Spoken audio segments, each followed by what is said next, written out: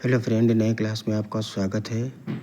आज हम लोग एसएससी के एग्ज़ाम के लिए एक क्लासिकल डांस का स्टडी करेंगे, ओडिसी।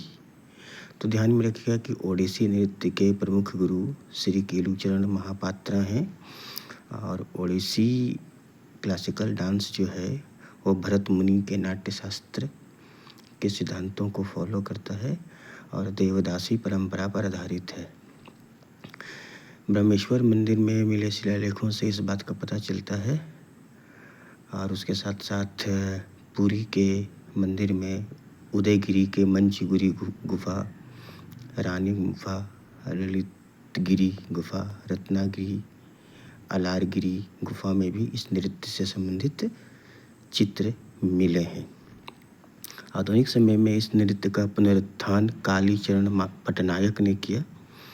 अभी आपसे एग्ज़ाम में नृत्य के महत्वपूर्ण गुरुओं के संबंध में पूछेगा, तो नृत्य के प्रमुख गुरु में अभी हमने आपको बताया था श्री केलुचरण महापात्रा। इसके अलावा पंकज चरण दास इस नृत्य के प्रमुख गुरु हैं। ये नाम याद रखिएगा, कई बार ये नाम एग्जामिनेशन में पूछा गया है कि निम्नलिखित में से कौन ओडिसी डांस के गुरु हैं।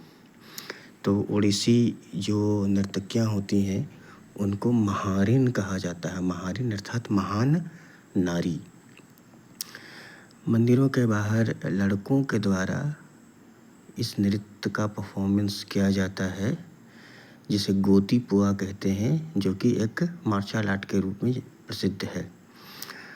इस नृत्य के संबंध में जदुनाथ सिन्हा की बुक अभिनय दर्पण प्रकाश, राजमणि पात्रा की बुक अभिनय चंद्रिका, महेश्वर पात्रा की बुक अभिनय चंद्रिका, देखिए दोनों किताब का नाम एक जैसा है, सही जानकारी मिलती है।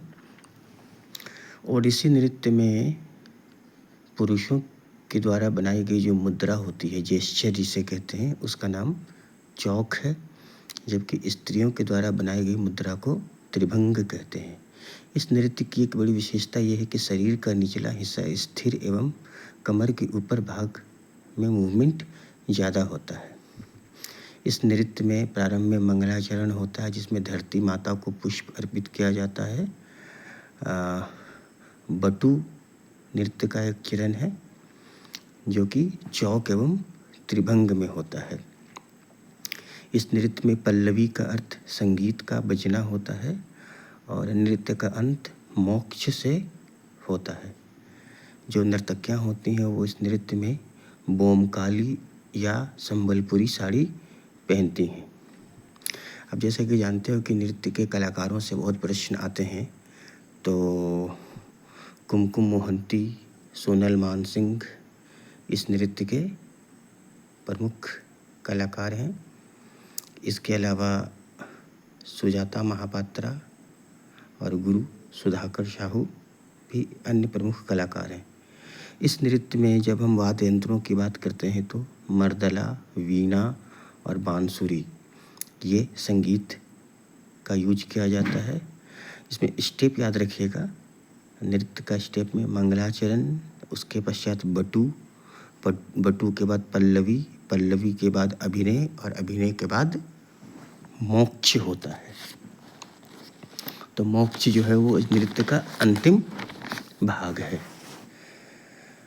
अच्छा, इस वस्त्र में जो श्रृंगार होता है उसे आहार्या कहा जाता है। यहाँ ध्यान में रखिएगा कि क्लासिकल नृत्य में जो वस्त्रों का विन्यास होता है अधिकतर उसे आहार्या ही कहते हैं। इसके अलावा पट्ट सिल्क का यूज किया जाता है। गहनों में पायल यूज करते हैं। पैरों में आलता लगाया जाता है। माथे के आभूषण को टिक्का कहा जाता है और सर के पीछे चंद्रमा के आकार का एक बनावट होता है गोल शेप में, जो कि मोर पंख से बनाया जाता है। बटू से क्वेश्चन पूछा जाता है एग्जामिनेशन में, तो बटू का अर्थ यहाँ पर श्री बटुक भैरव है, जो भगवान शिव के लिए किया जाता है। ये क्वेश्चन पूछा गया है एग्जामिनेशन में कि बटू का प्रयोग किस नृत्य में होता है। तो अभी हमने कलाकारों की बात की थी, तो एक बार फिर से ज़रा ध्यान में रखिएगा।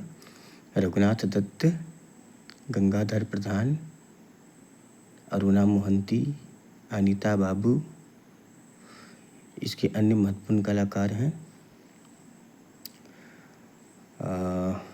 इस नृत्य में मूल मुद्रा कुल 20 होती है।